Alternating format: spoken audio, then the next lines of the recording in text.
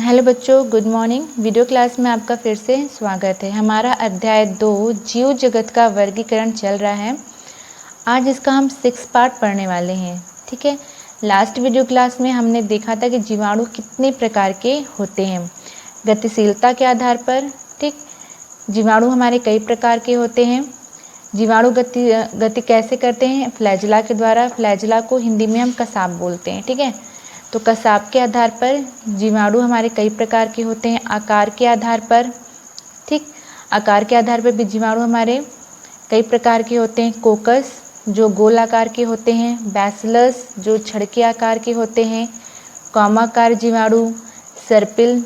ठीक है, तो हमने लास्ट वीडियो में जीवाणु के प्रकार के बारे में पढ़ा था। आज की वीडियो क्लास में हम पढ़ने वाले हैं जीवाणु की संरचना के बारे में। जीवाणु की कोशिका की संरचना। ठीक है, जीवाणु कोशिका की संरचना। ठीक है, तो आज की वीडियो क्लास में हम पढ़ने वाले हैं जीवाणु की संरचना के बारे में कि जो जीवाणु की जो कोशिका की संरचना है उसमें कौन कौन सी चीज़ें पाई जाती हैं। ठीक है, उसका हम अध्ययन करेंगे। ठीक है, तो जो जीवाणु कोशिका है वो प्रोकैरियोटिक कोशिका है। जीवाणु एक प्रोकैरियोटिक है। ठीक है, तो प्रोकैरियोटिक कोशिका किस प्रकार की होती है सभी को पता ही। पुराने प्रकार की कोशिका तो इसमें ज़्यादा कुछ नहीं पाया जाता, तो इसलिए जीवाणु की कोशिका की संरचना में भी हमें ज़्यादा कुछ नहीं मिलेगा क्योंकि इसमें झिल्ली युक्त कोशिकांग नहीं पाए जाते। ठीक है, प्रोकैरियोटिक कोशिका है उसमें झिल्ली युक्त कोशिकांग नहीं पाए जाते। इसका जो डीएनए है वो किसी बाह्य आवरण से नहीं ढका होता। ठीक है, यानी इसमें कोशिका कला नहीं पाया जाता। एकदम सिंपल सी संरचना होती है जीवाणु कोशिका की। ठीक, तो चलिए देखते हैं। ठीक है, जीवाणु की जो संरचना के जीवाणु की कोशिका की संरचना को जब हम देखते हैं तो हमें इनकी 3 परत मिलती है, 3 लेयर होती है। ये इसकी पहली, ये मध्य और ये अंदर की यानी अंतः। ठीक है, तो जो ये इसकी बाह्य परत होती है ये, ठीक है, इसको हम लोग क्या बोलते हैं? इसे हम लोग कैप्सूल बोलते हैं, कैप्सूल या स्लाइम परत। ठीक है, क्या बोलते हैं इसको हम लोग? जो इसकी बाह्य परत होती है, इसका जो बाहरी भाग होता है उसको हम लोग क्या बोलते हैं? कैप्सूल या स्लाइम परत बोलते हैं। ठीक है, ये क्या करता है? ये जीवाणुओं के बाह्य वातावरण से रक्षा करता है। ठीक, इसका काम क्या है? ये कोशिका की बाह्य वातावरण से रक्षा करता है। अब वैसे हम कैप्सूल कब कहते हैं और स्लाइम परत कब कहते हैं? जब इसका बाहरी आवरण, ठीक है, जब इसका बाहरी आवरण पॉलीसेकेराइड की बनी होती है, सिर्फ पॉलीसेकेराइड की बनी होती है, तब इसको हम क्या बोलते हैं? स्लाइम परत बोलते हैं। ठीक है, और जब इसमें पॉलीसेकेराइड के साथ साथ पॉलीपेप्टाइड की भी कुछ मात्रा होती है तब इसे हम कैप्सूल कहते हैं। ठीक है, तो जो जीवाणु की सबसे जो बाहरी परत है उसे हम लोग क्या बोलते हैं? कैप्सूल या स्लाइम परत बोलते हैं। ठीक, इसकी जो दूसरी, इसकी मध्य परत जो होती है, ये जो इस प्रकार की संरचना है, इसको हम लोग क्या बोलते हैं? सेल वॉल, कोशिका भित्ति। ठीक है, कोशिका भित्ति पेप्टाइडोग्लाइकन, फास्फोलिपिड, प्रोटीन, लिपोपॉलीसेकेराइड आदि की बनी होती है। ठीक, सबसे जो अंदर की जो ये होती है अंदर वाली लेयर, इसको हम लोग बोलते हैं प्लाज्मा मेम्ब्रेन, जीव द्रव्य कला। ये जीवाणु की कोशिका की तीसरी परत होती है और ये एक अर्ध पारगम्य झिल्ली की तरह कार्य करती है। ठीक है, जिसमें विलायक के अणु तो आर पार जा सकते हैं पर विलेय के अणु आर पार नहीं जा सकते। ठीक, तो जीवाणु कोशिका की 3 परत होती है। पहली जो परत होती है, बाहरी परत को हम कैप्सूल या स्लाइम परत बोलते हैं। ठीक है, स्लाइम परत कब बोलते हैं? जब ये सिर्फ पॉलीसेकेराइड की बनी होती है। और कैप्सूल कब बोलते हैं? जब ये पॉलीसेकेराइड के साथ साथ पॉलीपेप्टाइड की भी बनी होती है। मध्य स्तर को हम सेल वॉल बोलते हैं। ठीक है, और तीसरे स्तर को या इसके अंतः स्तर को हम क्या बोलते हैं, प्लाज्मा मेम्ब्रेन बोलते हैं। यह एक अंतःप्रद्रव्य जालिका की तरह कार्य करती है। ठीक है, इसका जो डीएनए है, ठीक, उसके बाद हम जो ये हमारा पूरा ये इस भाग को जो हमारा इससे घिरा हुआ है, इन तीनों परत से जो घिरा हुआ भाग है, इसको पूरे भाग को हम क्या बोलते हैं, कोशिका द्रव्य। ठीक है, तो जो जीवाणु कोशिका का जो डीएनए है वो कोशिका द्रव्य में ही ऐसे बिखरा होता है। ये किसी आवरण से ढका हुआ नहीं होता, इसमें कोशिका कला नहीं पाई जाती। ठीक है, जो जीवाणु का डीएनए है वो कोशिका द्रव्य में ऐसे ही बिखरा होता है। इसको हम लोग क्या बोलते हैं, न्यूक्लियोआइड या केंद्रकाभ बोलते हैं। ठीक है, क्या बोलते हैं इसे, न्यूक्लियोआइड या केंद्रकाभ बोलते हैं। ठीक, कहीं कहीं पर जो इसके अंदर वाली जो तीसरी जो इसका प्लाज्मा मेम्ब्रेन है, वो कहीं कहीं पर जो इसका प्लाज्मा मेम्ब्रेन यानी जीव द्रव्य कला कुंडलन की आकार बना लेता है। इसे हम क्या कहते हैं, मीसोसोम कहते हैं। ठीक है, क्या कहते हैं इसको, मीसोसोम। मीसोसोम का कार्य क्या होता है, श्वसन का। ठीक है, ये जीवाणु कोशिका में श्वसन का कार्य करती है। प्रोकैरियोटिक जीवाणु कोशिका में श्वसन का कार्य करती है। अगर हम बात करें कि मीसोसोम यूकैरियोटिक कोशिका के किसके समतुल्य है, तो ये माइटोकॉन्ड्रिया के समतुल्य है। ठीक है, क्योंकि यूकैरियोटिक कोशिका में माइटोकॉन्ड्रिया भी श्वसन का कार्य करता है और प्रोकैरियोटिक कोशिका में मीसोसोम श्वसन का कार्य करता है। ठीक है, ये इसका फ्लैजला है। ठीक है, फ्लैजला के द्वारा ही जीवाणु क्या करते हैं, गति करते हैं। फ्लैजला को हम हिंदी में क्या बोलते हैं, कसाब। ठीक है, फ्लैजला को क्या बोलते हैं, कसाब। इसके 3 भाग होते हैं। ठीक है, पहला आधार काय, जिससे ये जीवाणु के कहते हैं प्लाज्मा मेम्ब्रेन से जुड़ा होता है, जीव द्रव कला से जुड़ा होता है, उसे हम लोग क्या बोलते हैं, आधार काय या बेसल बॉडी। ठीक है, उसके बाद की जो संरचना जो इसके अंदर, ठीक है, जो मध्य में रहती है, मध्य परत में जो इसका रहता है, उसको हम लोग हुक बोलते हैं। उसके बाद जो ये लंबी सी संरचना होती है, इसे हम लोग क्या बोलते हैं, तंतु। ठीक है, तो जो हमारा फ्लैजला होता है उसके 3 भाग होते हैं, आधार काय, हुक और तंतु। इंग्लिश में बेसल बॉडी, हुक और फिलामेंट। ठीक, किसी किसी जीवाणु कोशिका में एक और गोल आकार का डीएनए पाया जाता है, जिसे हम लोग बोलते हैं प्लाज्मिड बोलते हैं। ठीक है, क्या बोलते हैं इसको, प्लाज्मिड। जीवाणु कोशिका के जो बाहरी, इसमें आपको इस आकार का जो इसके फ्लैजला हैं, ठीक है, फ्लैजला के अलावा जीवाणु के बाह्य आकार में हमें पिलई और फिब्री, ठीक है, 2 संरचना हमें मिलती है। पिलई क्या है, फिब्री के संरचना से थोड़ी बड़ी होती है और इसका कार्य क्या होता है, इसका कार्य ये होता है कि किसी पोषक आधार पे ये इसके डीएनए को भेजने का कार्य किसका होता है, पिलई का होता है। ठीक है, तो पिलई का कार्य क्या हुआ, किसी पोषक कोशिका के अंदर डीएनए को पहुंचाने का कार्य कौन करता है, पिलई करता है। इसका जो आकार होता है वो फिब्री से बड़ा होता है। ठीक है, देखिए ये फिब्री है हमारी और ये क्या है, पिलई, तो इसका आकार फिब्री से बड़ा होता है। ठीक है, फिब्री का कार्य क्या है, ये जीवाणु को किसी जीवित कोशिका या पोषक कोशिका या किसी ठोस आधार से चिपकने का कार्य करती है। फिब्री का कार्य क्या है, यह जीवाणु को किसी आधार से चिपकने का कार्य करती है। ठीक, इसमें हमारा आरएनए पाया जाता है। ठीक है, राइबोसोम्स पाए जाते हैं। राइबोसोम इसमें 70S प्रकार का होता है, जो 2 उप खंड से बने होते हैं, 50 और 30। ठीक है, 50S और 30S से आप अगर जोड़ेंगे तो कुल मिला के आपका 80S होता है, लेकिन इसको 70S बोलते हैं। ठीक है, और इसके अलावा इस जीवाणु कोशिका की संरचना में कुछ नहीं पाया जाता। जीवाणु कोशिका की संरचना में क्या क्या पाए जाते हैं, इसकी 3 परत होती हैं। बाह्य परत को हम कैप्सूल या स्लाइम परत बोलते हैं। ठीक है, मध्य परत को हम कोशिका भित्ति या सेल वॉल बोलते हैं, और जो इसकी अंतः परत होती है, तीसरी परत होती है, उसको हम लोग क्या बोलते हैं, प्लाज्मा मेम्ब्रेन या जीवद्रव्य कला। यह एक अर्धपारगम्य झिल्ली की तरह कार्य करती है। ठीक है। उसके बाद जो इन तीनों आवरण से जो घिरा हुआ होता है उसको हम लोग बोलते हैं साइटोप्लाज्म या कोशिका द्रव्य। ठीक है। जीवाणु का जो डीएनए है वो कोशिका द्रव्य में ऐसे ही कहीं बिखरा हुआ पड़ा होता है, ये किसी आवरण से ढका हुआ नहीं होता है। ठीक है। प्लाज्मा मेम्ब्रेन कहीं कहीं पर कुंडलन का आकार की एक संरचना बना लेती है जिसे हम लोग बोलते हैं मीसोसोम।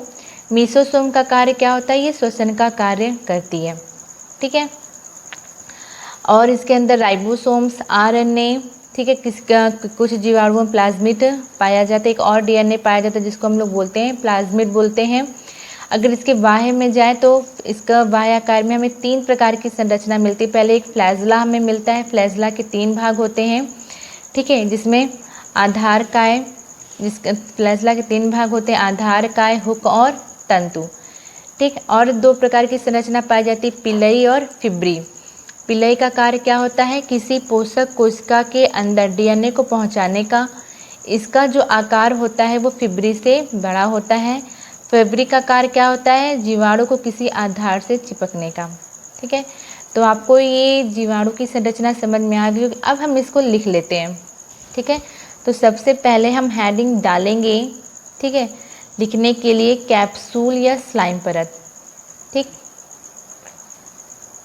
जीवाणु कोशिका की संरचना, तो सबसे पहले हमारा पहला लिखेंगे, पहला है हमारा स्लाइम परत।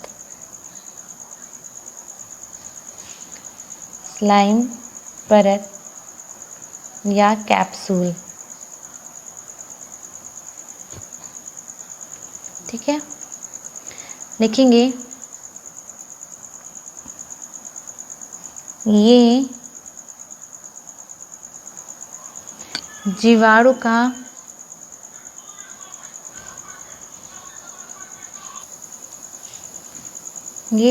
का बाहरी आवरण है जिसे हम स्लाइम परत या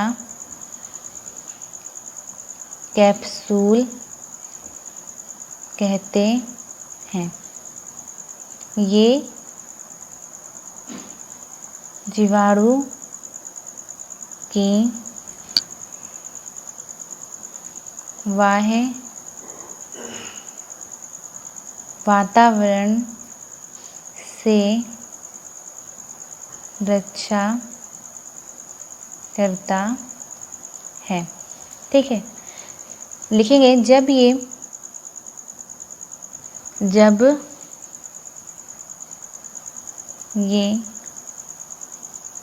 पॉलीसेकेराइड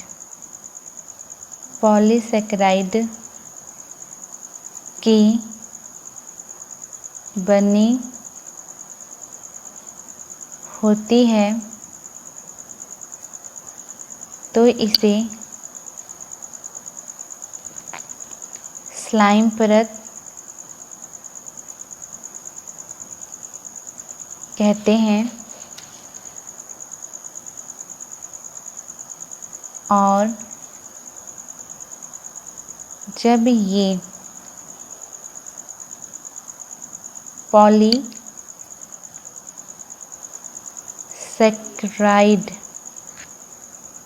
पॉलीसेकेराइड और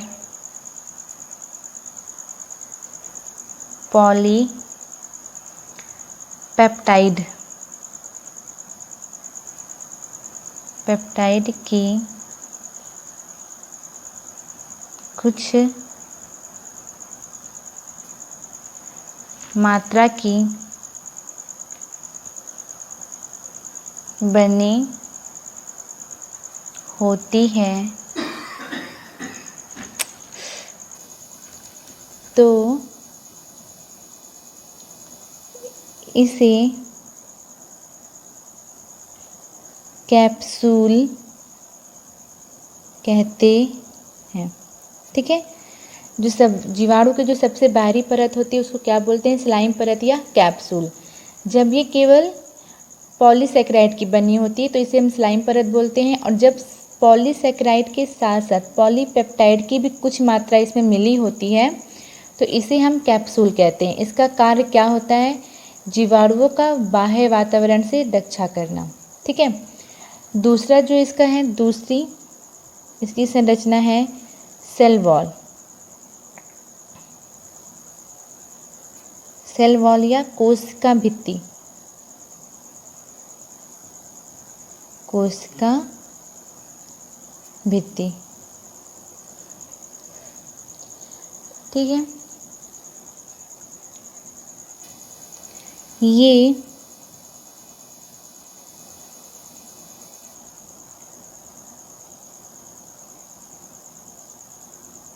जीवाणु की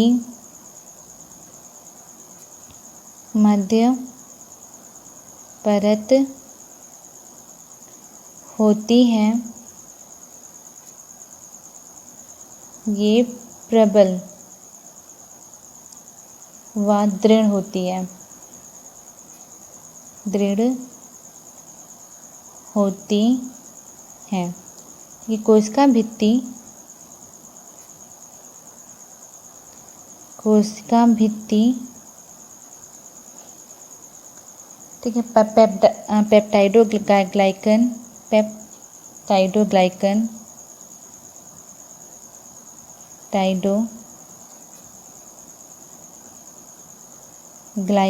पेप्टाइडोग्लाइकन, फास्फोलिपिड,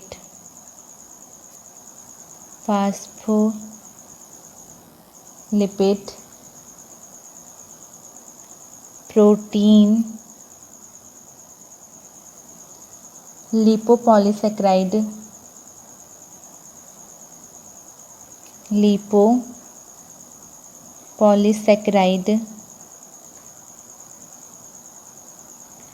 आदि की बनी होती है, आदि की बनी होती है। ठीक है। कोशिका भित्ति किसकी किसकी बनी होती है, पेप्टाइडोग्लाइकन, फास्फोलिपिड, प्रोटीन, लिपोपॉलीसेकेराइड आदि की बनी होती है। ठीक है। अब जीवाणु कोशिका की जो तीसरी संरचना है वो क्या है, प्लाज्मा मेम्ब्रेन, जीव द्रव्य कला। जीव द्रव्य कला, इंग्लिश में इसको बोलते हैं प्लाज्मा मेम्ब्रेन, प्लाज्मा मेम्ब्रेन। ठीक है। ठीक है। यह एक अर्धपारगम्य झिल्ली होती है। ठीक है। जो लिपोप्रोटीन की बनी होती है, जो पोषक पदार्थों तथा उत्सर्जी पदार्थों का आदान प्रदान में नियंत्रण रखती है। ठीक है। ठीक, ये वलयाकार होती है। ठीक है। किस किस प्रकार की होती है, ये वलयाकार होती है, मतलब कहीं कहीं पर क्या करती है, कुंडलन की आकार बनाती है। ठीक है। तो जीव द्रव्य कल प्लाज्मा मेम्ब्रेन में लिखेंगे, यह अर्ध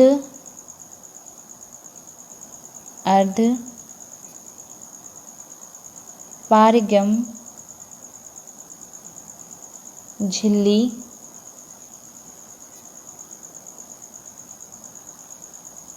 लिपोप्रोटीन की बनी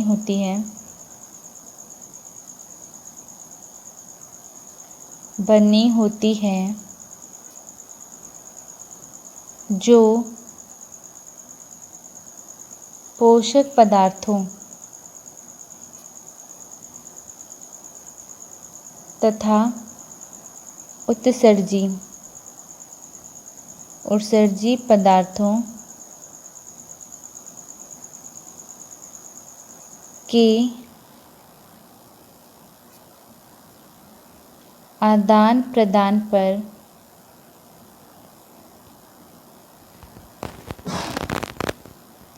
नियंत्रण रखती है। ठीक है। प्लाज्मा मेम्ब्रेन कहीं कहीं पे कुंडलन की आकार बनाती है, जिसे हम क्या कहते हैं, मीसोसोम कहते हैं। ठीक है। तो जो इसकी जो चौथी संरचना है वो, ठीक है, जो जीवाणु कोशिका की चौथी संरचना क्या है, मीसोसोम। अब हेडिंग डालेंगे, चौथी क्या है, मीसोसोम। मीसोसोम।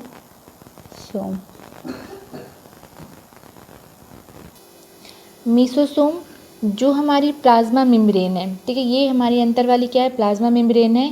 यही कहीं कहीं पर क्या होती है, कुंडलन की आकार की एक संरचना बना लेती है, जिसे हम क्या कहते हैं, मीसोसोम कहते हैं। ठीक है। ये हमारी क्या है, प्लाज्मा मेम्ब्रेन ही है। यही कहीं कहीं पे क्या करती है, कुंडलन का आकार बनाती है, जिसे कुंडलन के आकार की संरचना बनाती है, जिसे हम क्या कहते हैं, मीसोसोम कहते हैं। ठीक है। तो मीसोसोम में लिखेंगे हम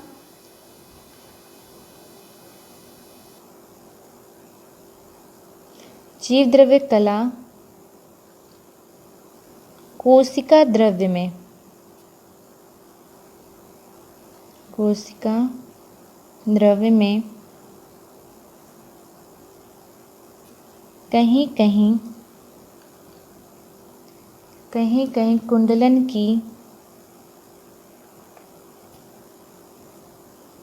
कुंडलन की संरचना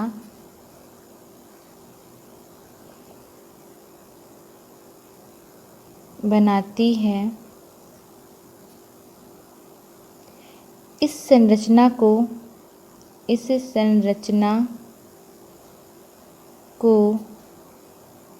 मीसोसोम कहते हैं। मीसोसोम कहते हैं। इसका कार्य जीवाणु कोशिका में श्वसन का होता है। जीवाणु कोशिका में श्वसन का होता है। ठीक है। ठीक। प्रोकैरियोटिक में कोशिका में श्वसन का कार्य कौन करता है, माइटोकॉन्ड्रिया। तो ये क्वेश्चन भी पूछा जाता है कि प्रोकैरियोटिक में नहीं, यूकैरियोटिक कोशिका में श्वसन का कार्य कौन करता है, माइटोकॉन्ड्रिया। तो ये क्वेश्चन भी पूछा जाता है कि प्रोकैरियोटिक कोशिका में श्वसन का कार्य कौन करता है, मीसोसोम, और यूकैरियोटिक कोशिका में श्वसन का कार्य कौन करता है, माइटोकॉन्ड्रिया। तो ये क्वेश्चन पूछता है कि मीसोसोम किसके समतुल्य है यूकैरियोटिक कोशिका में। तो मीसोसोम किसके समतुल्य है यूकैरियोटिक कोशिका में, माइटोकॉन्ड्रिया की, क्योंकि मीसोसोम का कार्य भी क्या है, श्वसन का है, माइटोकॉन्ड्रिया का कार्य भी क्या है, श्वसन का है। तो मीसोसोम किसके समतुल्य हुआ, माइटोकॉन्ड्रिया की। ठीक है। अब हमारा जो पांचवी हेडिंग है हमारे, जो इसमें पांचवा जो हमारा है वो है कोशिका द्रव्य, साइटोप्लाज्म। कोशिका द्रव्य, जीवाणु कोशिका की संरचना का जो पांचवी हमारी संरचना है वो कोशिका द्रव्य है। ठीक। साइटोप्लाज्म।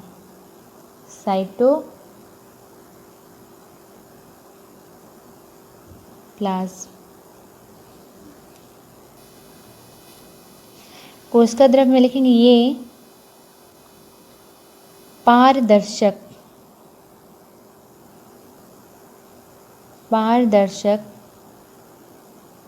तरल पदार्थ के रूप में उपस्थित होता है। रूप में उपस्थित होता है।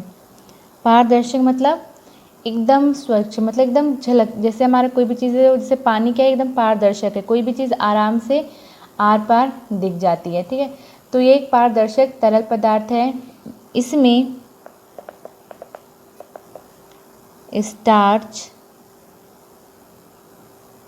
ग्लाइकोजन,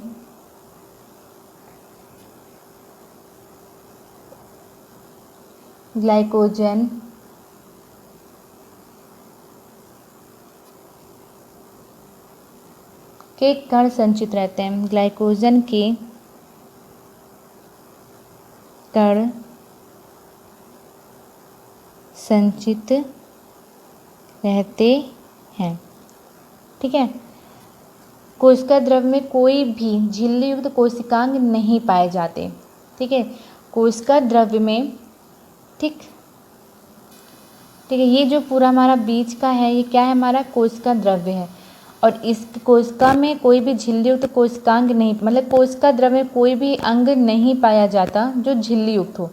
तो इसमें झिल्ली युक्त कोशिकांग जैसे माइटोकॉन्ड्रिया है, अंतःप्रद्रवी जालिका है और हमारा गाल्जी बॉडी है, ये सब इसमें कुछ भी नहीं पाया जाता। ठीक है। इसमें क्या पाया जाता है, राइबोसोम्स पाए जाते हैं, आरएनए पाया जाता है। ठीक है। डीएनए पाया जाता है जो किसी भी आवरण से ढका हुआ नहीं होता, जिसे हम न्यूक्लियोइड बोलते हैं।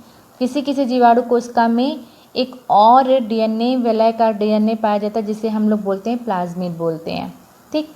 तो ये से जो हमारा जो पूरा भाग है, ठीक, इसे हमें क्या बोलते हैं, साइटोप्लाज्म या कोशिका द्रव्य। इसमें क्या क्या होता है, स्टार्च होता है और ग्लाइकोजन होता है। ठीक। अब हमारी अगली हेडिंग है केंद्रकाभ। केंद्रकाभ न्यूक्लियोइड।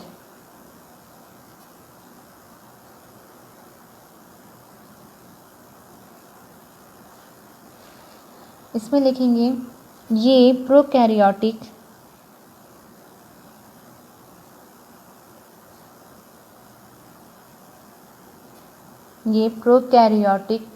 जीवों के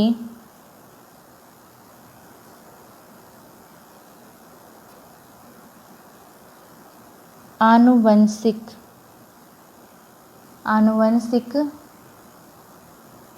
पदार्थ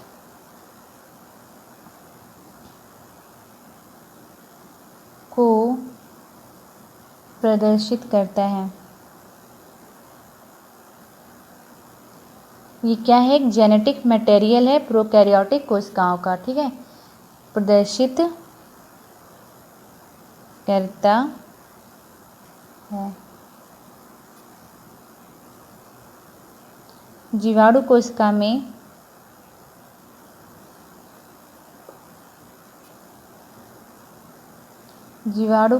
में सत्य केंद्रक नहीं होता। सत्य केंद्रक क्योंकि जो इसका कहते हैं डीएनए है वो किसी बाह्य आवरण से नहीं ढका होता, मतलब इसमें कोशिका कला नहीं पाई जाती, केंद्रक कला नहीं पाई जाती, इसलिए इसे सत्य केंद्रक नहीं कहते। सत्य केंद्रक किसमें पाया जाता है, यूकैरियोटिक कोशिकाओं में पाया जाता है, क्योंकि उनका जो डीएनए है बाह्य आवरण से ढका होता है। ठीक है।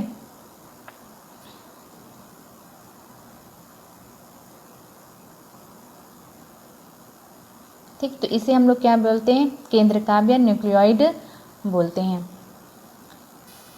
अब अगली हेडिंग है हमारी कसाब।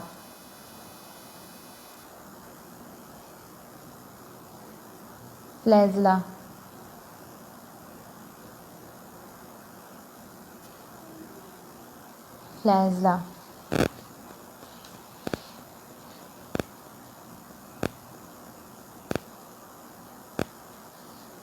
देखेंगे ये प्रोटीन की बनी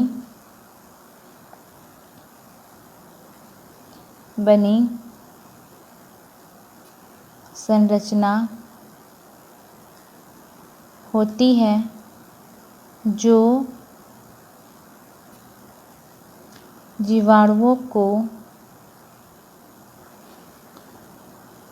गति प्रदान करने का कार्य करती है। ठीक है। फ्लैजला को कसाब को 3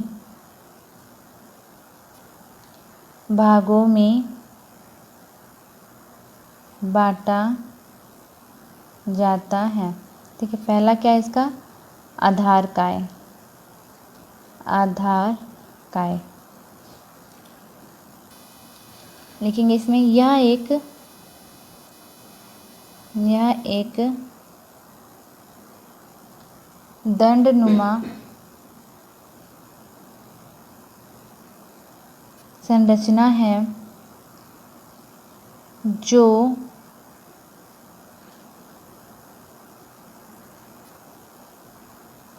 कोशिका आवरण में धसी रहती है। ठीक, दूसरा है हमारा हुक।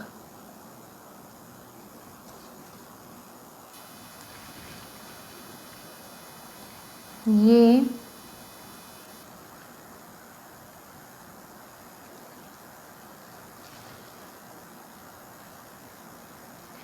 कोशिका भित्ति में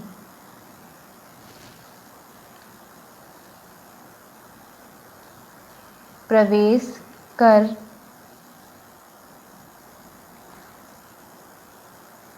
तंतु को आधार काय से जोड़ती है, से जोड़ता है। ठीक, फ्लैजला का तीसरा भाग क्या है? तंतु। यह कोशिका भित्ति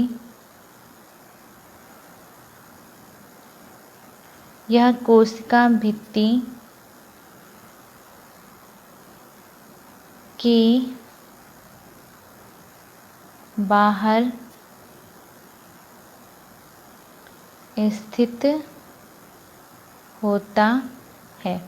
ठीक है, एक फ्लैजला के 3 भाग होते हैं। यह एक पूंछ, फ्लैजला एक पूंछ के प्रकार की संरचना होती है जो जीवाणु कोशिका क्या करती है? गति प्रदान करती है। इसके 3 भाग होते हैं, आधार काय, हुक और तंतु। ठीक है, अगली हेडिंग हमारी राइबोसोम। राइबोसोम, ठीक है, ये प्रोटीन और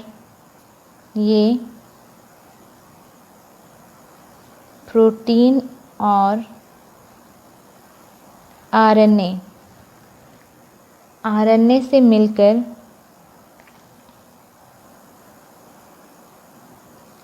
से मिलकर बनी होती है।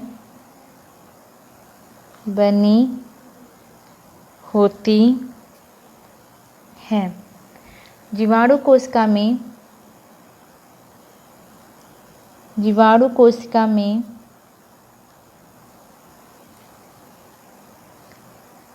70S प्रकार का राइबोसोम 70S प्रकार का राइबोसोम पाया जाता है। ठीक है, ये दो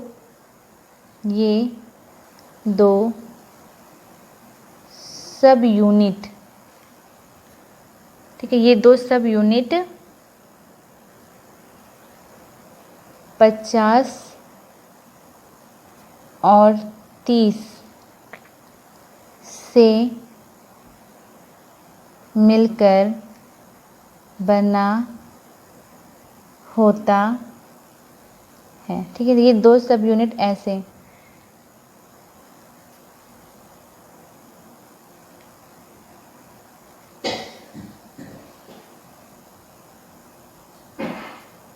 ठीक है, इन दोनों का जोड़ कितना होता है? 80S, लेकिन इन्हें क्या बोलते हैं? 70S बोलते हैं, 70S प्रकारी बोलते हैं।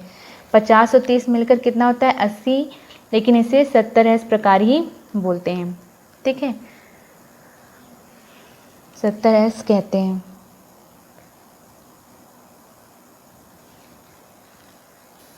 अगली हेडिंग हम डालेंगे पिलई तथा फिब्री।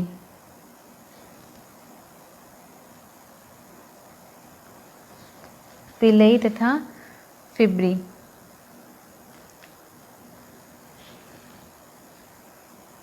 लिखेंगे जीवाणु की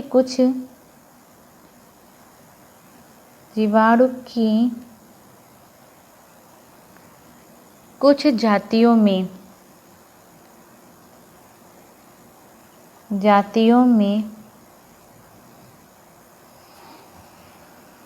फ्लैजेला के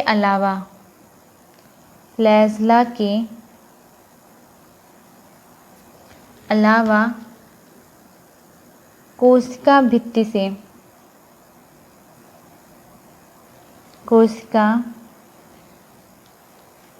से अनेक सूक्ष्म दृढ़ सीधे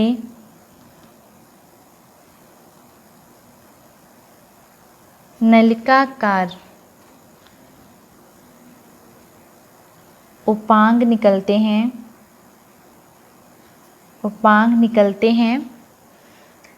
इन्हें पिलई तथा फिब्री कहते हैं। इन्हें पिलई तथा फिब्री कहते हैं। ठीक है, पिलई फिब्री की अपेक्षा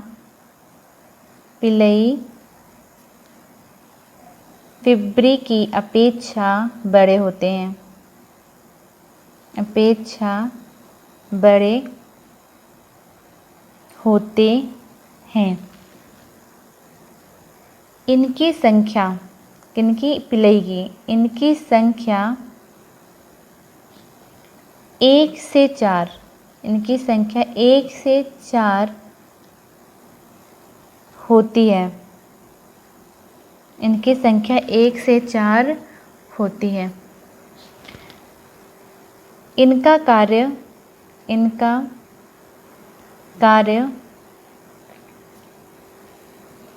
पोषक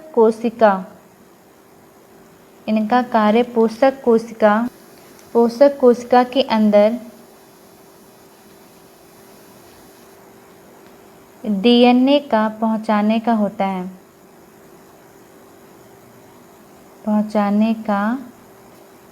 होता है। फिब्री की संख्या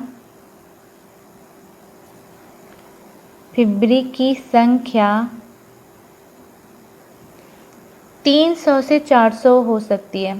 300 से 400 हो सकती है। ये जीवाणु को परपोषी ऊतक या किसी आधार से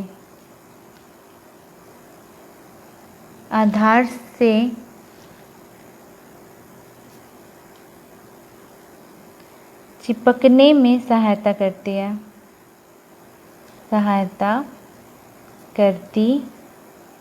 है। ठीक, अब हमारी अगली हेडिंग है प्लाज्मिड।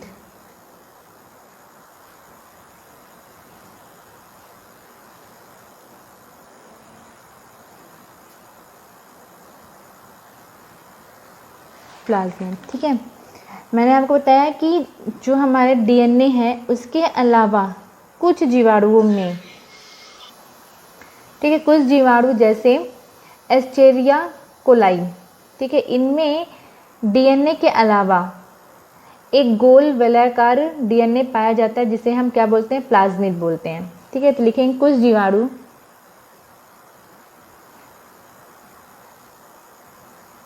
जीवाणुओं जैसे कोलाई, ठीक है, एस्चेरिचिया कोलाई, कोलाई में गुणसूत्र से भिन्न, गुणसूत्र से भिन्न कुछ आनुवंशिक पदार्थ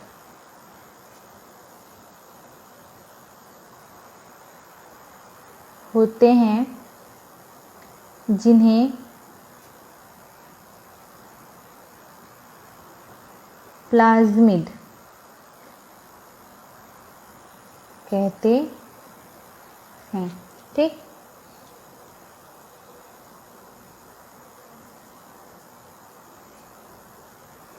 ये छोटे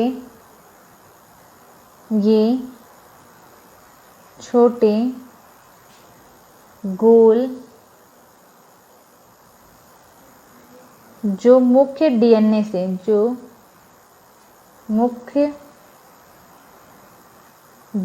से अलग